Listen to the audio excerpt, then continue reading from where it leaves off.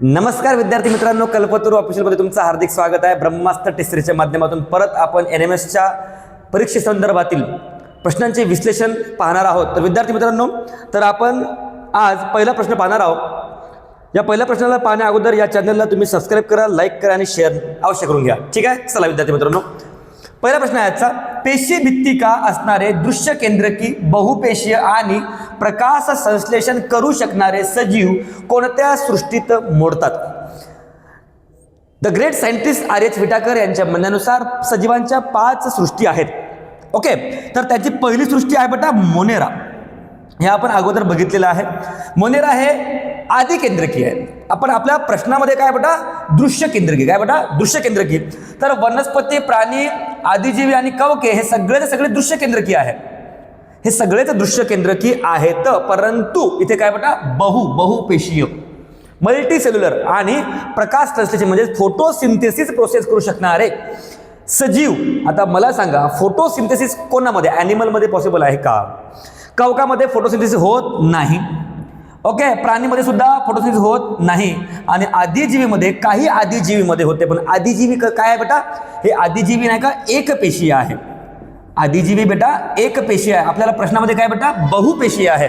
मग बहुपेशीय कोण आहे बेटा आपल्यामध्ये? तर वनस्पती ह्या बहुपेशीय आहेत, यांनी प्रकाश संश्लेषण अभिक्रिया करतात आणि ते दृश्य केंद्रकी असतात, ठीक आहे विद्यार्थी मित्रांनो। तर आपला आजचा जो पर्याय आहे पहिला, तो आहे बेटा ब।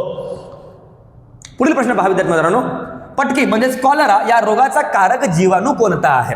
आणि जीवाणू म्हणजे कोणती बेटा? Bacteria, bacteria. ओके, हा एक बॅक्टेरिया आहे। हा बॅक्टेरिया कोणता आहे म्हणजे त्याचा कॉलरा नावाचा जो रोग आहे, ओके, अतिसार जो आहे किंवा पोटामध्ये जे खलीबली डान्स होतो आहे ना, तर या खलीबली डान्सला पोटामधले म्हणजे डिस्कम्फर्टनेस, आतड्यांमध्ये सूज येते वगैरे वगैरे, ठीक आहे। तर यापैकी आपल्या पर्यायापैकी कोणता असा जीवाणू आहे की त्या जीवाणूमुळे कॉलरा तुम्हाला होतो? तर त्याचं नाव आहे बेटा विब्रियो कॉलरी। ओके, हा एक विषाणू म्हणजे हा एक विषारी जीवाणू आहे, विषारी जीवाणू आहे, लक्षात द्या। ओके, सॅल्मोनेला टायफीमुळे तुम्हाला कोणता होतो बेटा? टायफॉइड होतो। ओके, मायकोबॅक्टेरियम मध्ये आपण काल बघितलं ट्युबरक्युलोसिस होतो, टीबी नावाचा रोग होतो, ठीक आहे। ओके, तो आपला पर्याय बेटा ब। तिसरा प्रश्न आहे विद्यार्थी मित्रांनो, स्थिर वस्तूवर बल कार्यरत नसेल तर ती स्थिरच राहते, हा कोणता नियम आहे? बघा, एखादी वस्तू स्थिर आहे, जाग्यावर आहे, कॉन्स्टंट आहे, नो हिलिंग नो डुलिंग, म्हणजे स्थिर आहे ती। तर ती स्थिर वस्तू आहे ना, त्या स्थिर वस्तूवर बल कार्यरत नसेल म्हणजे फोर्स आपण त्याला अप्लायच केला नाही। एखादी स्थिर वस्तू आहे, माझ्या हातावर पेन आहे, स्थिर आहे, मी त्याच्यावर कोणत्याच प्रकारचा बल अप्लाय करत नाही आहे, तर हा कोणत्या नियमानुसार येतो म्हणते? कोणाचा सिद्धांत आहे? न्यूटनचे 3 नियम आहेत मुख्य। न्यूटनचा पहिला सिद्धांत, दुसरा सिद्धांत आणि तिसरा सिद्धांत। म्हणजे पहिला सिद्धांत आहे की जर आपण एखाद्या वस्तूला जोपर्यंत बल लावत नाही, फोर्स लावत नाही, तोपर्यंत ती हलत नाही। हा पहिला सिद्धांत आहे न्यूटनचा। ओके, म्हणजे न्यूटनचा गतिविषयक जो आहे, न्यूटनचा गतिविषयक हा पहिला नियम आहे, पहिला सिद्धांत आहे। तर आपला पर्याय बेटा क, ठीक आहे। न्यूटनचा गतिविषयक पहिला नियम आहे। मग दुसरा नियम काय आहे की एखाद्या वस्तूचं जेवढं बल आहे, म्हणजे एखादी वस्तू आहे त्याचं जेवढं वजन आहे, त्याला जेवढं तुम्ही बल लावसाल, ओके, म्हणजे जोपर्यंत मला हे समजा 1 kg आहे, तर मला तेवढाच प्रेशर त्या 1 kg लावावं लागेल। म्हणजे पेन आहे, हे पण असा हात लावून जमेल का? नाही। या पेनचं जो वजन आहे ना, मास आहे, त्या त्याला मासला लागणारा पूर्ण एकूण बल लावल्याशिवाय ती वस्तू हलणार नाही। हा गतिविषयक दुसरा नियम आहे। तर न्यूटनचा गतिविषयक तिसरा नियम काय सांगतो बेटा की एखादी वस्तू आहे, ओके, ठीक आहे, एखादी वस्तू आहे उदाहरणार्थ आता मी तिथे असं फोर्स दिलं, ओके, म्हणजे याही हाताला लागलं आणि याही हाताला लागलं, म्हणजे एवढी reaction equal and opposite. Okay, हा गतिविषयक न्यूटनचा तिसरा नियम आहे। तर आपला प्रश्न काय बेटा? स्थिर वस्तूवर बल कार्यरत नसेल तर ती स्थिरच राहते, हा कोणता नियम आहे? तर हा न्यूटनचा गतिविषयक पहिला नियम आहे। आर्किमिडीजच्या तत्वानुसार तर हा नियम लागत नाही। न्यूटनचा गतिविषयक दुसरा नियम तुम्हाला मी आता सांगितला, ओके, आणि पास्कलचा नियम सुद्धा यामध्ये नाही आहे। हा ठीक आहे, हा प्रेशरचा आहे, ठीक आहे। पुढील प्रश्न पहा, प्रश्न क्रमांक 4 आहे विद्यार्थी मित्रांनो। हा 4था प्रश्न महत्त्वाचा आहे आणि या अगोदर हा परीक्षेमध्ये आलेला प्रश्न आहे। ओके, हा वारंवार विचारण्यात आलेला प्रश्न आहे। बघा, या टॉपिकवर तुम्हाला वारंवार प्रश्न विचारण्यात येणार आहे। बघा, कोरड्या विद्युत घटातील विद्युत अपघटना आणि अपघटनेमध्ये खालीलपैकी कोणत्या आयनचा समावेश होतो? आयन 2 प्रकारचे असतात, आहे ना, एक असतो कट आयन आणि एक असतो अनायन. ओके, कटायन म्हणजे धनप्रभार, आयन म्हणजे ऋणप्रभार. ओके, धनप्रभार आणि ऋणप्रभार. मग कोरड्या विद्युत विद्युत अपघटनेमध्ये खालीलपैकी कोणत्या आयनचा समावेश असतो? मग दोन्ही आयन असतं, त्याशिवाय विद्युत तयारच होणार नाही आपलं. तर त्याच्यामध्ये दोन्ही पर्याय आपलं कुठे पहा. फक्त धनप्रभारित आयन आहे का? मग नाही. फक्त ऋण आहे का बेटा? नाही. उदासीन तर नसणारच आहे ते, आहे की नाही? ओके, कारण की दोन्ही अपोजिट साईडला असतं ना, दोन्ही एकमेकाच्या विरुद्ध दिशेला असतात, त्याच्यामुळे ते उदासीन होऊ शकत नाही. तर धनप्रभारित व ऋणप्रभारित आयन असतात. पर्याय क्रमांक क. ठीक आहे, चला पुढचा प्रश्न पहा. अणूमध्ये केंद्रक, अणूमध्ये केंद्रक, अणू म्हणजे कोण? तुमची ॲटम. ॲटम म्हणजे अणू. अणूचा सगळ्यात पहिले शोध कोणी लावला? आपल्या भारतीयांसाठी खूप महत्त्वाची अभिमानाची ही बाब आहे की भारतातील ऋषी परंपरेनं अणूचा शोध लावला. त्या ऋषीचं नाव होतं ऋषी महर्षी कनाद. ओके, यांनी अणूचा सर्वप्रथम शोध लावला आणि त्यांनी अणूला कोणतं नाव दिलं होतं? महर्षी ऋषी कनाद. महर्षी हा असा सुद्धा तुम्हाला प्रश्न परीक्षेमध्ये विचारतात. महर्षी, ओके, ऋषी कनाद, कनाद, त्यांचं नाव कनाद नंतर ना, त्यांचं नाव कनाद होतं म्हणून आपण त्यांना काय म्हणतो? कण म्हणतो. लक्ष द्या, हा कण आहे. महर्षी ऋषी कनाद यांनी अणूला परमाणू हे नाव दिलं. काय दिलं बेटा? परमाणू हे नाव दिलं आहे.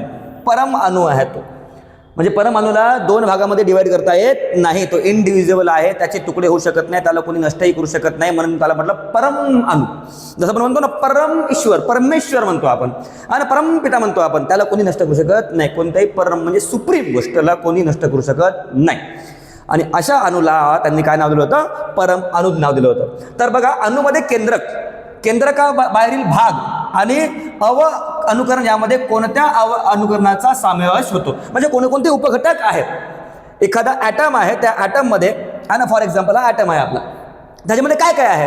तर त्याच्यामध्ये असतात धनप्रभारित प्रोटॉन आणि ऋणप्रभारित असतात त्याच्यामध्ये इलेक्ट्रॉन, आणि जे चार्ज विरहित असतात त्यांना म्हणतात न्यूट्रॉन. तर त्याच्यामध्ये मुख्यतः तीनही घटक असतात, प्रोटॉन, न्यूट्रॉन आणि इलेक्ट्रॉन. म्हणून आपला पर्याय बेटा अ. अल्फा कण, बीटा कण त्याच्यामध्ये त्याला जेव्हा आपण सेपरेट करतो, अणूची जेव्हा बंबार्डिंग करतो आपण, त्याचं फ्युजन करतो आपण, त्यावेळेस त्याच्यामधून कण निघतात है ना, त्याची विभागणी करतो अल्फा कण आणि बीटा कण. ओके, न्यूट्रॉन नाही, मेसॉन नाही, फक्त प्रोटॉन आणि इलेक्ट्रॉन नाही. तर काय बेटा? प्रोटॉन, न्यूट्रॉन आणि इलेक्ट्रॉन. आपला पर्याय बेटा अ. चला पुढील प्रश्न पहा. प्रश्न क्रमांक 6 पहा. प्रश्न क्रमांक 6 पहा. खालीलपैकी कोणते द्रव्याचे उदाहरण द्रव म्हणजे काय? लिक्विड. द्रव म्हणजे काय बेटा? लिक्विड. उदाहरण मिश्रण आहे म्हणते. खालीलपैकी कोणते द्रव्याचे उदाहरण हे मिश्रण आहे? मिश्रण म्हणजे काय? मिक्सिंग. गिली मिसळ आपली. गेले पाणीपुरीच्या गाड्यावर म्हटलं तुम्ही, पाणीपुरीच्या गाड्यावर जे लोक पाणीपुरी खायला कमी आणि मिसळ खायला जास्त जातात, मला तर त्यांचं भलतंच म्हणजे वेगळंपणा वाटतं, आहे की नाही? खालीलपैकी कोणते द्रव्याचे उदाहरण मिश्रण आहे म्हणते. आता मिश्रण म्हणजे काय? की त्याच्यामध्ये दोन किंवा दोनपेक्षा अधिक घटक एकत्रित आलेले आहेत, त्याला काय म्हणतो आपण? मिश्रण. जसं की निंबू पाणी घेता का? शरबत आहे ना, साखर टाकल्यावर काय होऊन जातो? शरबत होतो. मिश्रण आहे ते एका प्रकारचं. ठीक आहे. तर कार्बन डायऑक्साईड हे मिश्रण आहे का बेटा? नाही. कार्बन डायऑक्साईड हे संयोग आहे, मॉलिक्युल्स आहे, रेणू आहे. शुद्ध पाणी हा सुद्धा मॉलिक्यूल आहे. ओके, ठीक आहे. त्यानंतर युरिया हा सुद्धा मॉलिक्यूल आहे ना. ओके, एक संयोग आहेत. ठीक आहे, संयोग आहेत त्या ना. तर दूध हा काय आहे बेटा? मिश्रण आहे. तर आपला पर्याय बेटा दूध. दूध मिल्क. आजकालच्या युवा पिढींना मराठीतले शब्द सुद्धा माहीत नाही आहे. जय महाराष्ट्र, करा कष्ट आहे ना मराठी भाषेमध्ये, लक्ष द्या. दूध. ओके, आपण नाही का मराठीमध्ये शब्द विसरलो आहे आता है ना. क्षमा म्हणत नाही आपण, माफ करा म्हणत नाही आपण है ना. आपण सॉरी म्हणतो, थँक्यू म्हणून मोकळं, आपलं शॉर्टकट कारभार चालू झाला आहे की नाही. सायंटिफिक भाषा आहे मराठी आपली. तर दूध हा अतिशय महत्त्वाचा आणि भारतामध्ये जवळपास है ना खूप म्हणजे दूध कमी पडतोय आपल्याला. खरं तर काही लोक जे आहेत दुधावरच जगतात, जे लहान बाळं असतात. खरं तर म्हातारे लोक सुद्धा आजकाल ना दुधावर, त्यांना जेवण जात नाही, अन्न पचन होत नाही. तर तशा लोकांना दूध खूप उपयुक्त पदार्थ आहे, कारण की दुधामध्ये कार्बोहायड्रेट असतो, प्रोटीन असतो, ओके, फॅटसुद्धा असतो. ओके, आणि हे कार्बोहायड्रेट, प्रोटीन आणि फॅट हे वेगवेगळे कंपोनंट आहेत, हे कंपाऊंड आहेत. हे म्हणजे दुधामध्ये काय ना, मिल्क बघा तुम्हाला सांगतो, दुधामध्ये असते कार्बोहायड्रेट. काय असते बेटा? कार्बोहायड्रेट. कार्बोहायड्रेट कोणतं असते दुधामध्ये सांगा बरं. असा सुद्धा तुम्हाला प्रश्न विचारतात की कर्बोदके, दुधामधील मुख्य कर्बोदक आणि कर्बोदकाचं नाव काय आहे? तर त्या कर्बोदकाचं नाव आहे बेटा लॅक्टोज. काय नाव आहे त्याचं? लॅक्टोज. या लॅक्टोजचं फर्मेंटेशन होऊन परत नाही का मग लॅक्टिक ॲसिड बनतं, म्हणजे लॅक्टिक आम्ल बनतं. ठीक आहे. तर खालीपैकी कोणत्या द्रव्याचे उदाहरण मिश्रण आहे म्हणते, म्हणजे त्याच्यामध्ये दुधामध्ये बघा कार्बोहायड्रेट बी आहे, वॉटर मॉलिक्यूल सुद्धा असतात दुधामध्ये. ओके. त्यानंतर फॅट सुद्धा असतं आणि प्रोटीन तर असतं दुधामध्ये. ओके. ठीक आहे. चला पुढील प्रश्नावर जाऊयात. आपला पर्याय ड. प्रश्न क्रमांक 7. बहुतेक धातूंच्या अणूंच्या बाह्यतम कवचामध्ये किती इलेक्ट्रॉनची संख्या असते? बहुतेक धातूंच्या अणूंच्या बाह्यतम कक्षेमध्ये. आता बघा धातू म्हटलं, काय म्हटलं बेटा? धातू म्हणजे हे मेटल. आणि धातू म्हणजे काय बेटा? मेटल. आणि मेटलवर हे जास्तीत जास्त चार्ज असतो, तो असतो धन प्रभारित. काय असतात मेटल रे? हे मेटल धन प्रभारित असतात, म्हणजे यांच्यावर पॉझिटिव्ह चार्ज असतो. जो देतो तो पॉझिटिव्ह आणि जो घेतो तो निगेटिव्ह इलेक्ट्रॉनची गोष्ट करतोय. लक्ष द्या. धनप्रभार म्हणजे काय? मी जर माझ्याकडे खूप पैसा आहे, हायच असणार आहे भविष्यामध्ये, आहे ना. धनप्रभार म्हणजे धनी आहे मी, तर मी धन देणार, आहे ना. मग मी जर काही लोन घेतलं तर मग माझ्यावर काय झालं? ऋण झालं. मग देणारा धनी असतो. मग सगळेच धनी आहे ना, म्हणजे मोकळ्या मनाचे नसतात म्हणा. मेटल बी आपले तसेच आहे काही 3D सिरीजमध्ये आणि ना डी ब्लॉकमध्ये, डी खंडामध्ये जे मूलद्रव्य आहेत, ओके, ते मुख्यतः धनप्रभारित आणि ते इलेक्ट्रो ट्रान्झिशन सिरीजमध्ये येतात. ठीक आहे. तर आपला पर्याय बेटा बहुतेक धातूंच्या अणूमध्ये बाह्यतम आणि कवचामध्ये, ओके, कक्षेमध्ये, बाह्यतम कक्षेमध्ये, कक्षा, ओके, किती इलेक्ट्रॉन संख्या असते? बघा तुम्ही मला नाही का 2 उदाहरण सांगतो मला मी. चला आपण घेऊ नाही का फेरस. ओके. त्यानंतर घेतलं आपण उदाहरण, समजा तुम्ही एखादं सांगा मला मॅग्नेशियम. ओके. फेरसचा ॲटम नंबर किती आहे? 26. मॅग्नेशियमचा किती आहे? ओके, 12. तर याचं KLMN मेथडनुसार आहे का, KLMN मेथडनुसार जर आपण बघितलं बाह्यतम कक्षेमध्ये, ओके, तर जो मॅग्नेशियम आहे त्याचं किती येईल? 2, 8, 2. तर किती आलं? 2. सोडियमचं किती येईल मग? 2, 8, 1, 1, 2. ओके. तर इथे 1 ते 3 पर्यंत मॅक्झिमम किती असं बेटा? 1 ते 3. आणि जर आपण अफबाऊ प्रिन्सिपल बघितलं 1:2, 2:2 आहे ना, त्यानुसार जर बघितलं आपण अफबाऊ प्रिन्सिपलनुसार जर बघितलं तरी सुद्धा 1 ते 3. आणि KLMN मेथडनुसार सुद्धा किती असते बेटा? है ना, 2, 8, म्हणजे याची कॅपॅसिटी 2, याची 8, याची 18, याची 32 आपण बघितलेलं आहे. ओके. तर 1 ते 3 आहे. ओके. म्हणजे शेवटच्या कक्षेमध्ये किती इलेक्ट्रॉन आहे बेटा? त्यांच्या बाह्यतम कक्षेमध्ये जास्तीत जास्त जर तो आहे ना काय असेल? धातू आहे, बहुतेक शब्द आहे तिथे, बहुतेक शब्द आहे. बहुतेक धातूंच्या अणूच्या बाह्यतम कक्षेमध्ये किती इलेक्ट्रॉनची संख्या असते? तर ती आहे बेटा 1 ते 3. म्हणून पर्याय क्रमांक 1 ते 3 आहे. ठीक आहे. ज्यांच्यामध्ये 8 असतात ते फुलफिल असतात, म्हणजे ते कोणासोबतही अभिक्रिया जास्त करत नाही. आणि ते 0 असतात, 0 तर आहेच नाही. ओके. बाह्यतम कक्षा 0 पूर्ण नसतेच कधी, आहे की नाही? ठीक आहे. चला पुढील प्रश्न पहा. तुमची हवा आहे ना, मग लक्ष द्या इकडे. हवेतील कोणते प्रदूषक म्हणजे पोल्टन्स, फुफ्फुसे, डबल झाला फुफ्फुस, 2 आहे तुम्हाला फुफ्फुस, जाऊ द्या ना मग, आहे की नाही? तुमचे 2 फुफ्फुस आणि तुमच्या घरच्या 2 फुफ्फुस आहे ना. हवेतील कोणते प्रदूषक फुफ्फुसे आणि श्वसन मार्गाचा ताह करतात, म्हणजे श्वसन मार्गामध्ये अडथळा निर्माण करतात आणि ते चिपकतात तिथे जाऊन, मग कफ तयार होते, है ना. ओके. तर बघा हवेतील कोणते प्रदूषक आहे म्हणते असं की त्याच्यामुळे का छातीमधील किंवा दम्यासंबंधित रोग तुम्हाला होऊ शकतो. ओके. तर कार्बन मोनॉक्साईड होते पण कमी होते. हवेतील कोणते प्रदूषक? फुफ्फुसे आणि फुफ्फुस आणि श्वसन मार्गाचा ताह करतात. श्वसन मार्गामध्ये जेव्हा इन्फेक्शन होतो तेव्हा कार्बन मोनॉक्साईड आहे, पण इथे काय म्हटलंय? फुफ्फुस आणि श्वसन मार्गाचा ताह, म्हणजे रेस्पिरेटरी सिस्टम, रेस्पिरेटरी ट्रॅक जो आहे आपला त्याच्यामध्ये. तर त्याच्यामध्ये मिथेन बी तेवढा घातक नाही आहे. कार्बन डायऑक्साईड पेक्षाही सगळ्यात घातक जो आहे तो कोणता आहे? Nitrogen oxide. ओके. हा जो नायट्रोजन ऑक्साईड आहे, म्हणजे नायट्रसचे जेवढे काही फॉर्म आहेत हे सगळे घातक आहेत. हे नाही का आपल्या लंग्सला, अल्विओली म्हणजे वायुकोश जे आहे आपल्या फुफ्फुसातील त्यांना डॅमेज सुद्धा करू शकतात. आणि हे वारंवार जर आपण एखाद्या प्रदूषित एरियामध्ये राहायला गेलो तर दमा, अस्थमा आहे ना, यासारखे तुम्हाला रोग होऊ शकतात. ओके. ठीक आहे. चला, तर मेकॅनिकल इंजुरी सुद्धा होऊ शकते आणि त्या मेकॅनिकल इंजुरीमुळे, जखमेमुळे आहे ना तुम्हाला एक खतरनाक रोग होऊ शकतो. पोरीच्या नावावर आहे, सांगू का? बरं सांगून टाक तुम्ही मला. काय आहे त्याचं नाव? आहे निमोनिया. काय नाव आहे त्याचं? निमोनिया. आलं की नाही? आहे ना. चला ठीक आहे. निमोनिया रोग आहे. ओके. छाती संबंधित रोग आहे, फुफ्फुस संबंधित रोग आहे निमोनिया. तर निमोनियाचे वेगवेगळे कारण आहेत. तो जीवाणूमुळे सुद्धा होऊ शकतो, विषाणूमुळे सुद्धा होऊ शकतो, आहे ना. मेकॅनिकल इंजुरी, छातीवर मार लागलं बा आपला, त्याच्यामुळे सुद्धा होऊ शकतो. सातत्याने खोकला असेल तरी सुद्धा होऊ शकतो. ठीक आहे. वेगवेगळे कारण आहे त्याला निमोनियाला. चला पुढचा प्रश्न पहा. खालीलपैकी कोणता भूकंपाचा नैसर्गिक परिणाम आहे? खालीलपैकी कोणता भूकंप, हा हादरली दुनिया, निसर्ग आहे ना, नैसर्गिक परिणाम आहे म्हणते. आता भूकंप पहा. ओके, आता आला भूकंप तर काय होते म्हणते? अणुचाचण्या. खालीलपैकी कोणता भूकंपाचा नैसर्गिक म्हणजे नॅचरल मग अणुचाचण्या म्हणजे ॲटॉमिक टेस्ट आपण पाहिलं आहे ना. 1998 मध्ये ॲटॉमिक टेस्ट केली आपण. डॉक्टर अबुल पाकीर जनरल अब्दुल कलाम साहेबांच्या नेतृत्वामध्ये अटल बिहारी सरकारची सरकार होती. ओके, त्यावेळेस भारताने परमाणु चाचणी केली आणि त्या परमाणु चाचणीमध्ये आपण यशस्वी झालो. त्याच्यामध्ये सर्वात मोठं जर योगदान आपल्याला देता येईल तर डॉक्टर कलाम साहेबांना देता येईल. ओके, तर अणुचाचणी हे नैसर्गिक नाही आहे, ते मानव निर्मित आहे. ठीक आहे. खाणकाम सुद्धा काय आहे? नैसर्गिक असतात का? नाही. ओके, मोठ्या धरणाचा जो ताण आहे हा सुद्धा धरण काय आपण मानले आहे ना, धरण म्हणजे मॅनमेड आहे ना. ओके, त्याच्यामुळे हे नाही आहे, हे नैसर्गिक नाही आहे.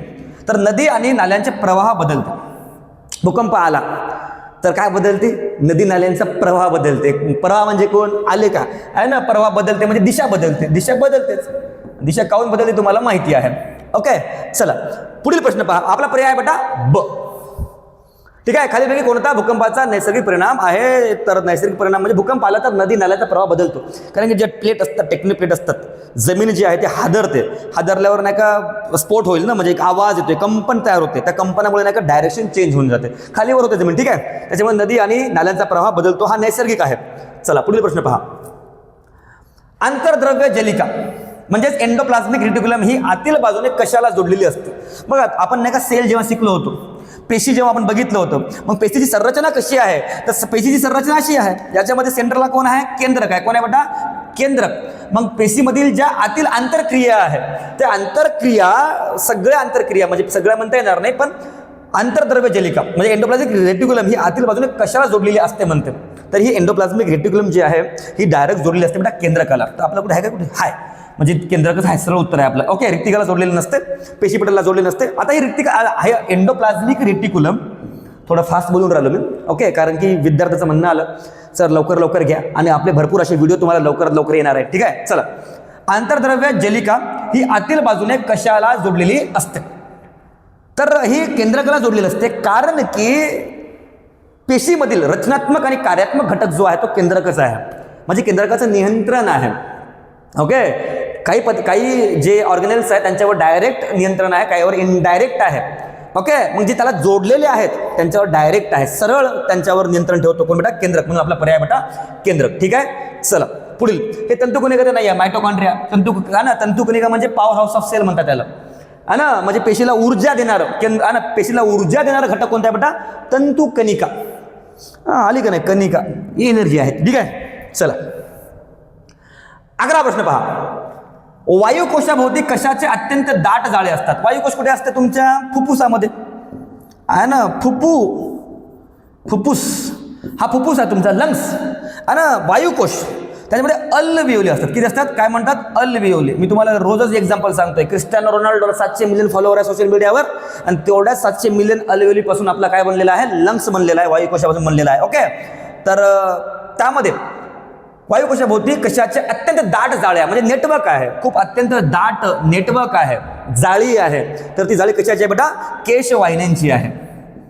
ओके, ठीक आहे. ते शिरांची नाही आहे, स्नायूंची बी नाही आहे, आणि अस्थिमज्जेची सुद्धा नाही आहे. अस्थिमज्जा म्हणजे काय रे बेटा? Bone marrow. हाडामध्ये येते, इथे लंग्समध्ये येतं. कुठे? हाडांत आहे की नाही? चला 12वा प्रश्न आहे. आम्लाचा उपयोग रासायनिक खताच्या उत्पादनासाठी केला जातो. रासायनिक खताचा म्हणजे फर्टिलायझर. ओके, आम्लाचा उपयोग रासायनिक फर्टिलायझर म्हणजेच खताच्या उत्पादनासाठी केला जातो. याशिवाय तो कशाच्या निर्मितीमध्ये वापरला जातो? बघा विद्यार्थी मित्रांनो, हा प्रश्न वाचता बरोबर नाही का माझ्या बॉडीमध्ये व्हायब्रेशन आले, राग आला, द्वेष आलं. द्वेष म्हणता येणार नाही, प्रतिसाद आला. आणि तो प्रतिसाद यासाठी आहे की दिल्लीमध्ये कितीतरी निर्दोष लोक लाल किल्ल्याच्या आजूबाजूला जे होते एक कार विस्फोटामध्ये मारल्या गेले, जाणून बुजून मारल्या गेले. विद्यार्थी मित्रांनो, आपला जो भारत देश आहे, त्या भारत देशाने कधीही स्वतःहून कोणावरही आक्रमण केलेलं नाही आहे. तुम्हाला इतिहास माहिती आहे. पण आपण ज्या लोकांना शरण दिलेली आहे तेच लोक आज आपल्या देशात राहून स्वतःच्याच देशाला नुकसान पोहोचवत आहे.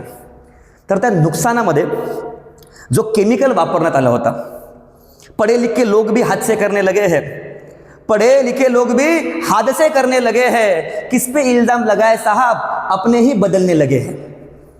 विद्यार्थी मित्रांनो, तो जो बॉम्बस्फोट झाला दिल्लीमध्ये त्याच्यामध्ये अमोनियम नायट्रेट नावाचं केमिकल वापरण्यात आलं.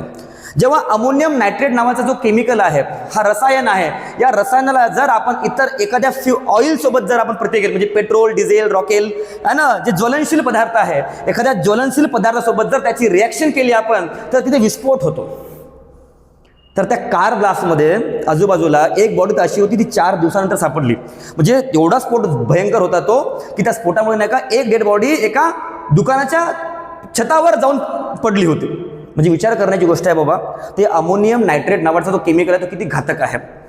ना बघा, हा अमोनियम म्हणजे शेतकऱ्यांच्या भल्यासाठी वापरला जाणारा जो अमोनियम आहे, ओके, शेतकऱ्यांच्या भल्यासाठी वापरण्यात आलेला अमोनियम आहे, तो अमोनियम काही आतंकवादी, दहशतवादी विचारधाराच्या मानसिकतेचे गुलाम लोक आपल्या देशाला हादरवण्यासाठी जवळपास 3000 kg अमोनियम नायट्रेट सापडला आपल्या संपूर्ण भारतामध्ये. कोणावर विश्वास करावा, किती लोकांवर विश्वास करावा. मानसिकता एवढी आकुंचन पावलेली आहे आपली, की त्या मानसिकतेमुळे आपल्याला कळत नाहीये की आपण अजून गुलामगिरीमध्ये चाललेलो आहोत. कोणती गुलामगिरी? धर्माच्या नावावरची गुलामगिरी.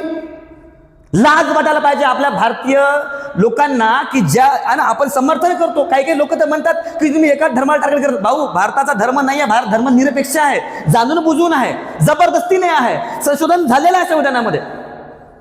आपला विषय विज्ञान आहे, पण मी तुम्हाला विज्ञानाच्या दृष्टिकोनातून सांगतोय. प्रत्येक वेळेस विज्ञान कामी येत नाही तुम्हाला तुमचा इतिहास कामी येतो.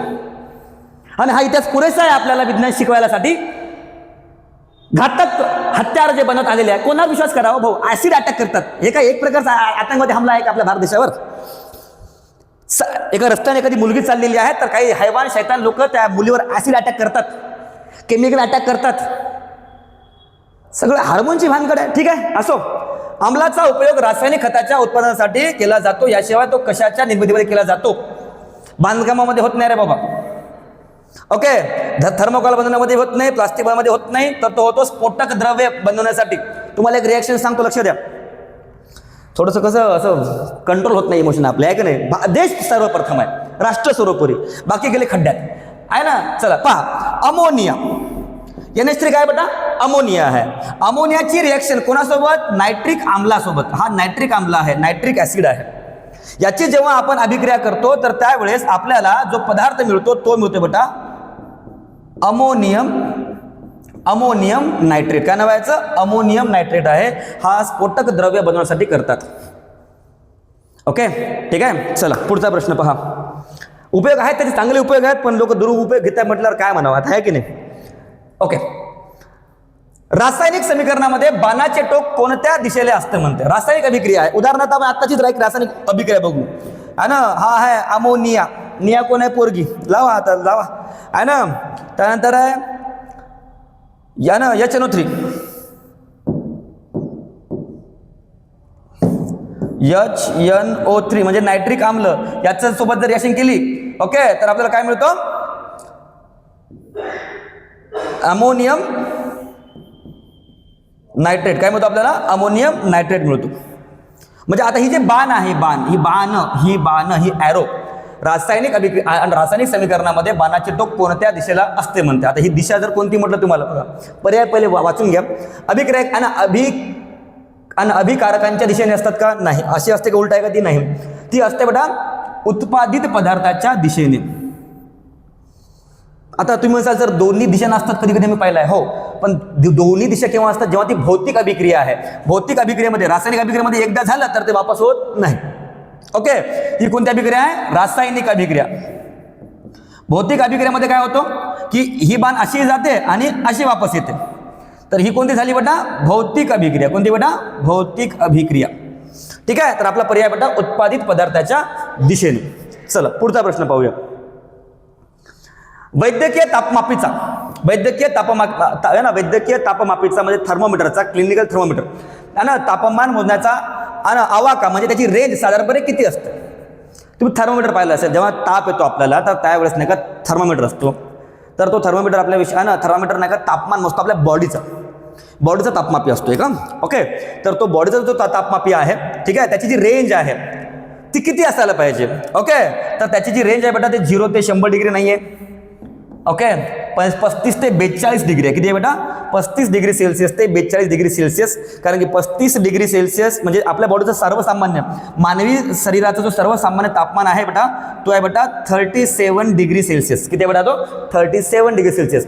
ठीक आहे, मग याचा ॲव्हरेज तो 37 डिग्री सेल्सिअस आहे. मग याच रेंजमध्ये आहे 35 डिग्री सेल्सिअस ते 42 डिग्री. हे बी नाही आणि हे बी नाही. फ्लॅटमध्ये आपण मोजत नाही सहसा तापमान मेडिकल टर्ममध्ये. ठीक आहे, ओके. 25 डिग्री म्हणजे जास्त जर म्हणजे 25पेक्षा कमी झालं तर 35पेक्षा कमी झालं ओके तर तापमान थंड होऊन जाते आणि 42च्या वर गेलं तर ताप येऊन जातो. 42च्या वर गेलं समजून जायचं की तुम्हाला ताप आलेला आहे. ओके, चला पुढील प्रश्न पहा. ध्वनी तरंगातील आवर्तन कशाच्या ध्वनी तरंगातील आवर्तन कशाच्या रूपात पुढील हवेत निर्माण होत जाते. आता बघा ध्वनी, आता मी बोलतोय मी बोलल्यानंतर नाही का आवाज या हॉलमध्ये, आता आमच्याकडे टेक्नॉलॉजी असल्याकारणे आम्ही टेक्नॉलॉजीचा पुरेपूर चांगला उपयोग घेत असल्या कारणामुळे काही काही लोक चुकीचं घेतात पण आम्ही चांगला उपयोग घेत आहोत. तर त्याच्यामुळे इथे सहसा आवाज जो तेवढा परावर्तित होत नाही आहे. ओके, ध्वनी तरंगातील आवर्तन कशाच्या रूपात पुढील हवेत निर्माण होत जाते. तर ते रासायनिक बदल तर नाही आहे, फक्त विरलन नाही आहे. विरलन होते पण फक्त विरलन नाही आहे. ओके, तर त्या बेटा सपिंडन आणि विरलन म्हणजे हवेचा दाब बी क्रिएट होतो आणि नंतर काय होत जाते हळूहळू विरल होत जाते. ओके, म्हणून आपला पर्याय बेटा क. भौतिक अवस्थांतर होत नाही. ठीक आहे, आपला पर्याय बेटा सपिंडन, कॉम्प्रेशन अँड रेअरफॅक्शन. ठीक आहे, चला पुढील प्रश्न पहा. आपाती किरण आणि परावर्तित किरण हे स्तंभिकाच्या कोणत्या बाजूला असतात. इन्सिडेंट रे आणि रिफ्लेक्टेड रे हे कोणत्या बाजूला असतात. बघा आपण नाही का थोडं सिस्टमॅटिक पद्धतीने बघूया. आपाती किरण बघा लक्षात द्या, हा एक ऑब्जेक्ट आहे. फॉर एक्झाम्पल आपलं हे लेन्स आहे किंवा एखादं मिरर आहे. मिरर आहे सध्या, आपण याला म्हणू आरसा. काय म्हणू बेटा? हा आरसा. ओके, ठीक आहे. आपाती किरण हा आरसा आहे आणि हा इथे आहे आपलं सूर्यभाऊ. ओके, ठीक आहे. सूर्यभाऊ गरम झाल्यावर बाहेर कोण निघते? किरण. आणि ही किरण अशी आरशावर येते है ना. ही आरशावर अशी आली तर याला म्हणतात आपाती किरण. काय म्हणतात बेटा याला? आपाती किरण. ओके, आणि ही आपाती किरण जेव्हा आरशाला येऊन परत वापस येते तेव्हा त्याला म्हणतात बेटा परावर्तित किरण. काय म्हणतात त्याला? परावर्तित किरण म्हणतात. तर त्यांनी काय विचारलं बेटा? प्रश्न एकदा परत वाचा बघा. आपाती किरण आणि परावर्तित किरण हे स्तंभिकेच्या कोणत्या बाजू म्हणजे काय म्हटलं त्यांनी? साईड म्हटलंय. त्यांनी डायरेक्शन म्हटलं आहे का? नाही. त्यांनी दिशा म्हटली आहे का? नाही, दिशा नाही आहे. काय शब्द आहे? बाजू शब्द आहे. जर इथे दिशा शब्द असतो बेटा, दिशा किंवा डायरेक्शन हा शब्द असतो ना बेटा, ओके, तर आपला पर्याय वेगळा असतं, आपलं उत्तर वेगळं असतं. पहा मी तुम्हाला दोन्ही सांगतो. आपाती किरण आणि परावर्तित किरण हे स्तंभिकाच्या आधी स्तंभिका आहे. ओके, ठीक आहे, हे स्तंभिका आहे. ओके, स्तंभिकेच्या ही स्तंभिका आहे आपली आणि आपला मुख्य अक्षिस आहे हे. ओके, ही स्तंभिका आहे आपली. तर आता मला सांगा, ही आपाती किरण आणि ही परावर्तित किरण या दोघांमध्ये जो कोण असतो ना, कोण हा कसा असतो? सारखा असतो. आपण कालच बघितलं हा इन्सिडेंटचा आणि याचा परावर्तित म्हणजे रिफ्लेक्टरचा कोण कसा असतो? अँगल कसा असतो? कोण सुद्धा यामध्ये सारखा असतो. हे आपण काल बघितलं. ठीक आहे, तर कोण बी सारखा असतो आणि हे एकाच बाजूला असतात. ओके, प्रश्न क्रमांक 16 पहा तुम्ही विद्यार्थी मित्रांनो, लक्ष द्या. आपाती किरण आणि परावर्तित किरण हे स्तंभिकेच्या कोणत्या बाजूला असतात? बाजू म्हटलंय त्यांनी. काय म्हटलंय? बाजू म्हटलेला आहे. ओके, प्रश्न क्रमांक 16 पहा. आपाती किरण आणि परावर्तित किरण हे स्तंभिकेच्या कोणत्या बाजूला असतात? तर ते असतात बेटा एकाच बाजूला असतात. बाजू काय बेटा? साईड काय बेटा त्याची? एकच बाजू आहे. ओके, विरुद्ध बाजू आहे का बेटा त्याची? पण इथे तर त्यांनी दिशा म्हटलं असतं. काय म्हटलं असतं? दिशा. तर आपला काय पर्याय असतं बेटा? विरुद्ध. काय म्हटलं असतं बेटा? विरुद्ध असतं. ओके, म्हणजे जाताना आणि येताना त्यांनी फक्त बाजू म्हटलेली आहे. तर आपला एकाच बाजूला असतात. ठीक आहे, चला पुढील प्रश्न पहा. प्लास्टिकवर वातावरणातील कोणत्या घटकाचा परिणाम सहजासहजी होत नाही? प्लास्टिकवर वातावरणातील कोणत्या घटकाचा परिणाम होत नाही? मग कोणते घटक आहे आपल्याकडे? ऍसिड आहे, आम्ल आहे, आर्द्रता, उष्णता, विद्युत प्रवाह आणि ध्वनी आहे म्हणते. बघा एक प्लास्टिक आहे ना. आता प्लास्टिकचं माझ्याकडे सध्या हातात काही नाही आहे, दाखवलं असतो मला. ध्वनी आहे ना. प्लास्टिकच्या वातावरणातील कोणत्या घटकाचे परिणाम सहजासहजी होत नाही? प्लास्टिक वातावरण बघा. प्लास्टिक म्हटल्यानंतर आपण विचार येते आपल्या डोक्यात की बाबा असा एक पदार्थ जो कडक असतो, काय ते त्याचे वेगवेगळे वैशिष्ट्य आहेत, वेगवेगळे गुणधर्म आहेत, ते प्लास्टिकवर अवलंबून असते खरं तर. ओके, तर बघा प्लास्टिकवर वातावरणामधील घटक काय पहा. आम्लाचा परिणाम त्याच्यावर होत है ना, सहजासहजी होत ते है ना. इथे काय आहे? होत नाही. प्रश्न बरोबर वाचायचं नीट. नाही म्हटलाय त्यांनी. मग ऍसिडचा परिणाम होते. आर्द्रता आणि उष्णतेचा सुद्धा परिणाम होते, म्हणजे हा सुद्धा पर्याय नाही आहे, होत नाही आहे ना, होत नाही, पण होते नाही ते ऍसिडचा परिणाम होते. तुम्ही एखाद्या प्लास्टिकवर ऍसिड टाकलं तर ते ऍसिड जळेल ना भाऊ. ओके सॉरी, तो प्लास्टिक जळेल ना भाऊ. त्यानंतर आर्द्रता आणि उष्णता. ओके, म्हणजे खूप गरम झालं प्लास्टिक तर खरबड होतो प्लास्टिक. ओके ठीक आहे, वीक होतो प्लास्टिक, कमजोर होतो. आणि ध्वनीनं सुद्धा त्याची हालचाल होते, मुवमेंट होते. पण आता तुम्ही आपण का वायरची कोटिंग बघितली आहे, आपण इलेक्ट्रिसिटीची कोटिंग बघितली आहे, विद्युत प्रवाहाची कोटिंग बघितली आहे, तर विद्युत प्रवाहामध्ये आहे ना सहजासहजी त्याचा परिणाम होत नाही. म्हणून नाही का तुम्ही पाहिलं असेल घरामध्ये जे आपली लाईन असतं, लाईन फिटिंग करतो आपण, इलेक्ट्रिसिटी विद्युत प्रवाह जो असतो त्याला कोटिंग असते, आवरण असतं. तो जो आवरण आहे तो कशाचा आहे ना, तो कशाचा प्लास्टिकचाच आहे. मग त्याच्यावर विद्युत प्रवाहाचा सहजासहजी परिणाम होत नाही. मग सहजासहजी शब्द आहे इथे, होते परिणाम. एकदमच हाय व्होल्टेज असेल तर शॉर्ट सर्किट होऊन जाते घरामध्ये. ठीक आहे, चला पर्याय क्रमांक क. 18 प्रश्न आहे विद्यार्थी मित्रांनो. पृथ्वीवरील 2 मुख्य प्रकारच्या बायोम्स कोणते आहेत? म्हणजे पृथ्वीवर आपली जी वसुंधरा आहे, सृष्टी आहे, धरती आहे, आपल्या या सृष्टीवर, आपल्या पृथ्वीवर का ना बायोम्सचे मुख्य 2 घटक कोणते आहे म्हणते. ओके, प्रमुख ना प्रकारचे बायोम्स किती आहे म्हणते पहा. हवामान बायोम्स आणि सागरी बायोम्स. हवामान आणि सागरी तर नाहीये. हवेत कुठे सजीव आहे का, तेवढं जास्त आहे का, मुख्य आहे का ते, है ना. हवेतील घटक, सजीव हवेतील घटक मुख्य नाहीये. ठीक आहे. त्यानंतर भूसंस्था आणि जलीय परिसंस्था. हो, जमीन आणि जल म्हणजे समुद्र आणि जमीन याच्यावर सगळ्यात मोठं बायोम्स आहे. सगळ्यात मोठं बायोम जर म्हटलं तर सगळ्यात मोठं जो आहे तो जलीय परिसंस्थेमध्ये आहे. जलीय परिसंस्था ही पृथ्वीवरील सगळ्यात मोठी परिसंस्था आहे आणि जी भू आहे ती त्याच्यापेक्षा लहान आहे. ओके, आणि स्वतःच पृथ्वी सर्वात मोठी परिसंस्था. तुम्हाला असा सुद्धा प्रश्न विचारला जाऊ शकतो एक्झाममध्ये तुमच्या परीक्षेमध्ये की सर्वात मोठी परिसंस्था कोणती आहे? तर सर्वात मोठी परिसंस्था पृथ्वीच आहे. पृथ्वी ही सर्वात मोठी परिसंस्था आहे. ओके चला, तर आपला पर्याय बेटा भूपरिसंस्था आणि जलीय, म्हणजे फक्त ॲक्वॅटिक नाही आहे. ओके, फक्त लँड बायोम्स नाही आहे. ओके, जंगल किंवा फॉरेस्ट किंवा गवत आहे ना, हे सुद्धा नाही आहे. ओके चला, हे मुख्य 2 कोणते आहे बेटा? भूपरिसंस्था आणि जलीय परिसंस्था. ठीक आहे, चला पुढचा प्रश्न. सूर्याच्या एकूण वस्तुमानापैकी हायड्रोजनचे प्रमाण किती टक्के आहे? सूर्य आहे ना, सूर्य जो आहे आपला हा सर्वात मोठा घटक आहे आपल्या ओके गॅलेक्सी मधला नाही म्हणता येणार आपल्याला, सौरमालेमधली म्हणता येईल, सौरमंडलामधली. ठीक आहे, चला सूर्याच्या एकूण वस्तुमानापैकी हायड्रोजनचे प्रमाण किती टक्के आहे? हायड्रोजन म्हणजे कोण? H2. ओके, तर H2चं प्रमाण आहे बेटा 71%. किती बेटा? 71%. हा पर्याय सुद्धा आपण डिस्कस केलेला आहे मागच्या स्लाइडमध्ये. ठीक आहे, चला तर आपला पर्याय बेटा 71%. ओके, बघा सूर्यामध्ये हायड्रोजन H2 गॅस आहे बेटा 71%. ठीक आहे, त्यानंतर त्याच्यामध्ये हेलियम जी गॅस आहे बेटा ओके ती आहे जवळपास 27%. ओके, आणि बाकी ज्या अदर गॅसेस आहे ते फक्त किती टक्के आहे बेटा? 2% आहे. ठीक आहे, टक्क्याची गोष्ट आहे ते. ठीक आहे, तर सूर्याच्या एकूण वस्तुमानापैकी हायड्रोजनचं प्रमाण हे 71% आहे. हा आपला पर्याय बरोबर आहे. अशाच प्रकारचे तुम्हाला मजेदार आणि आवडते विश्लेषण जर तुम्हाला पाहायचं असेल तर कल्पतरू चॅनलला नक्की सबस्क्राईब करा. आणि उद्या सकाळी म्हणजे रोजच सकाळी 7 वाजता लाईव्ह स्ट्रीमिंग तुम्ही पाहू शकता. धन्यवाद.